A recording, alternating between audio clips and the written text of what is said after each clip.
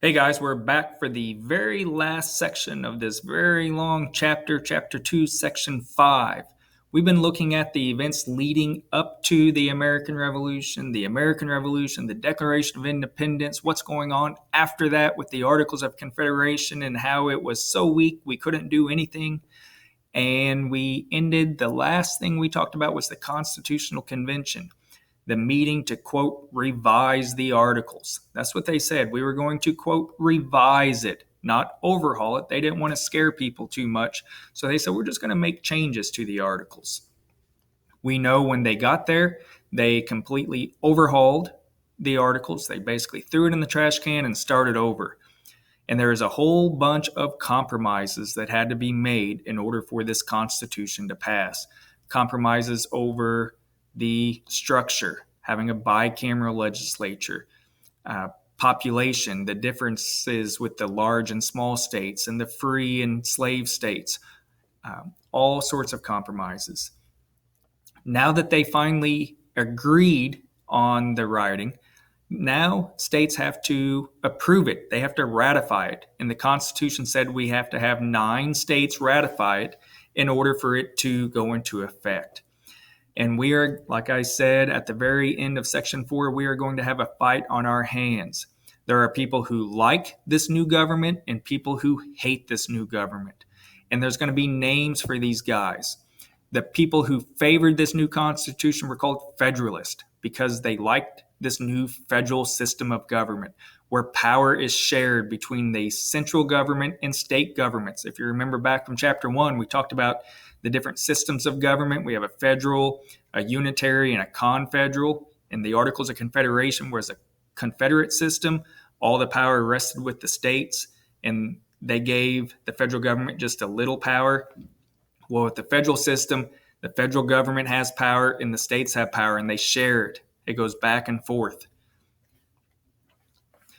So we have the Federalist, and then we have the Anti-Federalists, the people who did not like this new Constitution, the people who wanted to keep these articles. And you may wonder, it's like, why would people want to keep these articles? If they were so bad, as Mr. Schoenhardt had said earlier, why do we want to keep them? Well, the answer is power. The smaller states liked having that power. They liked having control, complete control over themselves.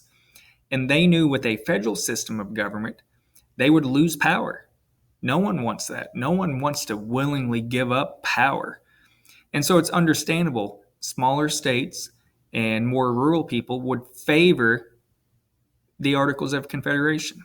And so they were going to be anti-federalists.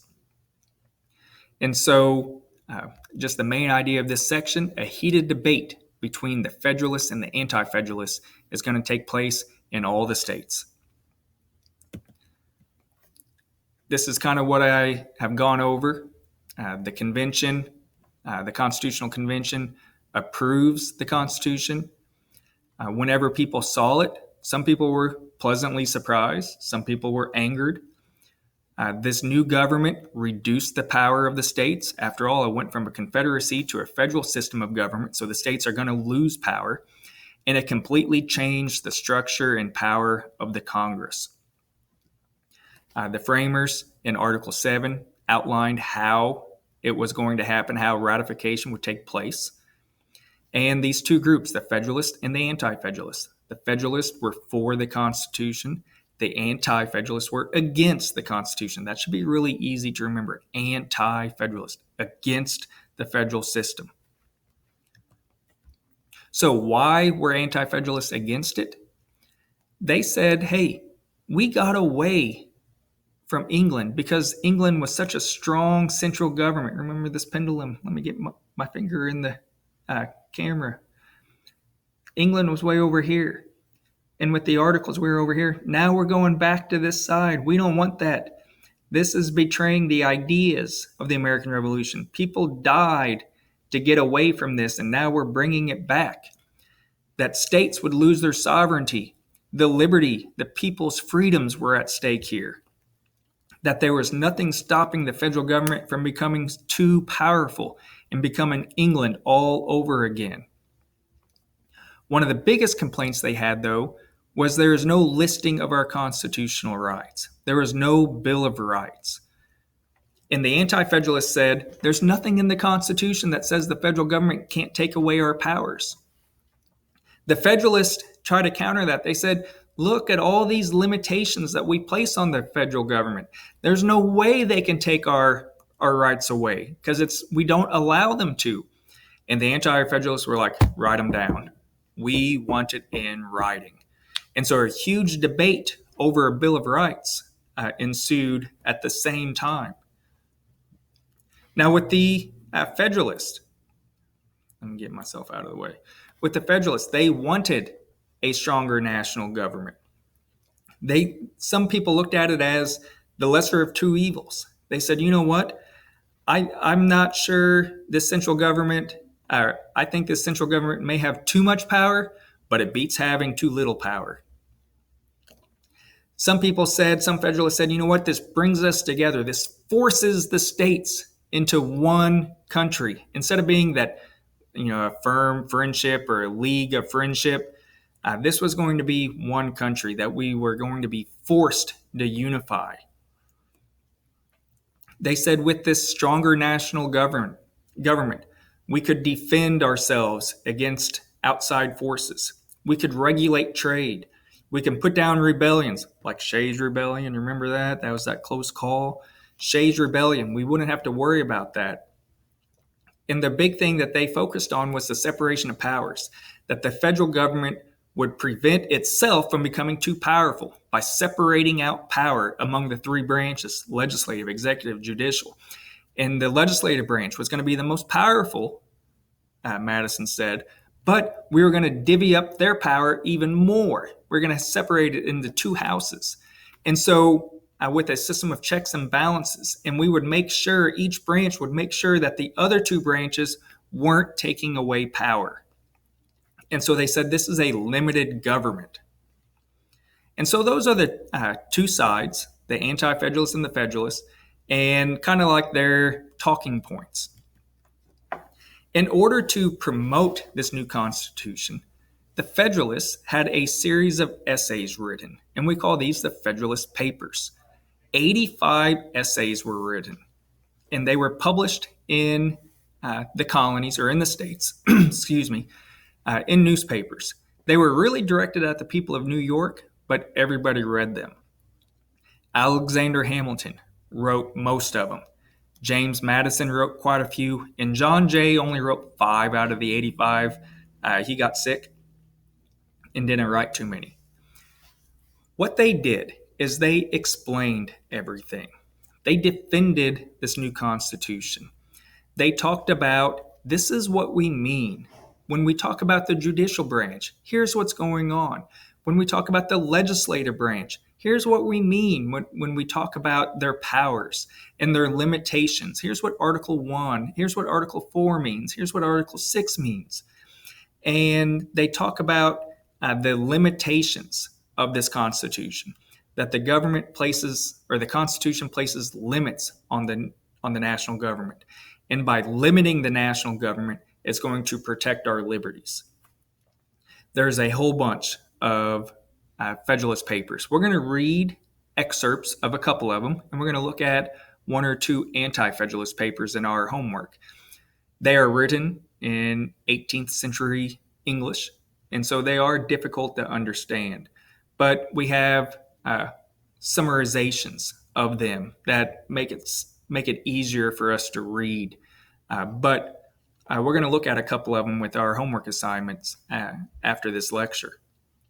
The most important ones, scholars would say, would be number 51, would be the most important, talking about factions and not really political parties, factions, and how factions would prohibit or prevent tyranny. And then we have Federalist Paper number 10. Those two are the most important, but there's a total of 85, and they go through each part of the Constitution. These are really important, not just for the ratification, but they're important today, because we can go back and look at what did the framers mean whenever they were talking about we can just say interstate commerce. And they wrote in the Constitution, Congress shall have the power to regulate interstate commerce. What do they mean by that? Well, there's a Federalist paper on it. And so we can actually, in a sense, get into the minds of these Federalists and figure out just exactly what the Constitution means when it says something. That's important. It helps us interpret the Constitution and give us an idea of what the framers were thinking whenever they put this in the Constitution. People read the Federalist Papers, and they were persuasive essays, in a sense. They wanted people to support the Constitution. We have the Federalist Papers, and guess what? We have the AntiFederalist Papers. The AntiFederalist Papers were written by a variety of people. They were not as well organized as the Federalist Papers. The Federalist Papers, when you look at them, they had a very systematic approach. Okay, we're going to talk about this, and we're going to talk about this, and we're going to talk about this. And in the next essay, we have this, and we're going to add on. We're going to build on from Federalist Paper number 3 into number 4. So it was really well organized. The Anti-Federalist Papers were not. And one of the biggest complaints with the Anti-Federalist Papers is this last quote: certain unalienable and fundamental rights ought to be explicitly ascertained and fixed. What does that mean? We want our rights written down. That's what they wanted. List our constitutional rights. That was the big argument. And we are going to find out that the Federalists will finally agree to a Bill of Rights. They said, fine, if that's what it's going to take, we're going to vote for it. Or we'll write a Bill of Rights, and we'll get them in the Constitution. Now, when the Federalists agreed to a Bill of Rights, what was the argument of the Anti-Federalists now? Well, the Federalists gave the Anti-Federalists what they wanted. There were 6 states that ratified the Constitution within the first 5 or 6 months. Delaware was the first state to ratify it. The other states were tougher. Don't think that everybody loved this new Constitution. In New York, I believe the vote was 30 to 27. In Virginia, it was 89 to 79. These were close votes. This was not a done deal by any stretch. And that's what a lot of people need to realize, is that there was this real struggle going on with this Constitution. That it was not just, hey, we have this new Constitution and everybody, clap their hands and let's have a parade. No, it was a fight to get it passed. And it was a big, big push that was required to get it over the finish line. But eventually all 13 states ratified it, and we have this new Constitution. And a Bill of Rights was included. Now, the Bill of Rights didn't actually get ratified until 1791, but it was agreed to be put in, and then the states voted on it. And these first 10 amendments we call the Bill of Rights, and they list our constitutional protections. Now, I have this little handy-dandy pocket Constitution book, and in it, let's just go to it. Here are the amendments to the Constitution right here. And what we see is a listing of our rights. And what it actually says, if you want to get technical, is they are government prohibitions. Listen to the First Amendment. We all know the First Amendment. We say we have freedom of speech, freedom of religion, freedom of the press. We have all these rights, and they're in the First Amendment. Second Amendment, we have the right to bear arms. But listen to what the amendment actually says. Congress shall make no laws respecting an establishment of religion or prohibiting the free exercise thereof. So what it's actually saying is Congress can't prohibit the freedom of speech. It's a listing of things Congress or the government can't do. Let's look at Amendment 2. A well-regulated militia, being necessary to the security of a free state, the right of the people to keep and bear arms, shall not be infringed. Congress cannot infringe. Congress cannot do this. And we can look at this. All these are the negatives. You can't do this. No soldier in times of peace shall be quartered in any house. The right of the people to be secure in their persons shall not be violated. It is saying the government, you cannot do these things. and we got it in the Bill of Rights. If you take a look at this map, you can see with the Federalist and Anti-Federalist colors, Federalists are the purplish blue, the Anti-Federalists are the light beige, and you can see how it was split. There were Federalists and Anti-Federalists in every state, and it was a fight to get this ratified, but we got it ratified. Our homework assignments for this, the biggies, it's looking at the Federalist and Anti-Federalist Papers and trying to figure out what do these papers mean. We're going to be looking at some excerpts of it and some translations, some easier translations for us to read. Until then, have a good time. Talk to you later.